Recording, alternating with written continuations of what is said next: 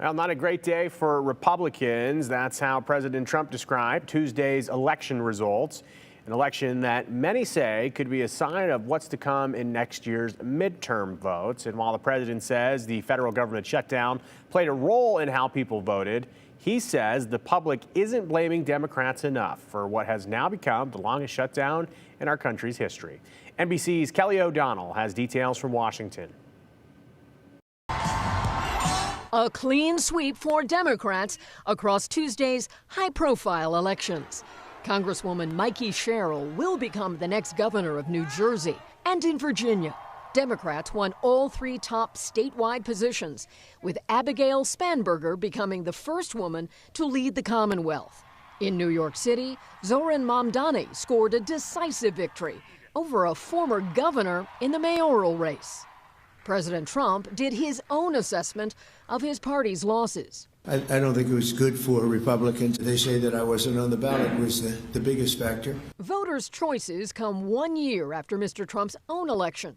And politically, the results can be seen as a referendum on the president's policies, with voters describing the economy and the rising cost of almost everything as their main motivation. Taxes, inflation, cost of living. But the president, hosting Republican senators today, blames the losses on the government shutdown and Democrats. And it is Democrat-created, but I don't think they're getting really the blame that they should. The shutdown now 36 days and an unwanted record. Americans realize Republicans are responsible for this awful shutdown, now the longest officially in history. What a shameless milestone. But now some lawmakers say they are more hopeful. The government could reopen soon. I feel very confident. That could bring needed relief to hundreds of thousands of furloughed federal workers and those required to work without pay. Congress is still getting paid, the House is, everybody's still getting paid except for the people showing up and doing all the work.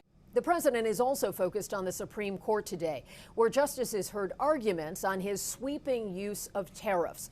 At issue is whether the president can legally impose those tariffs based on a law originally written for national emergencies.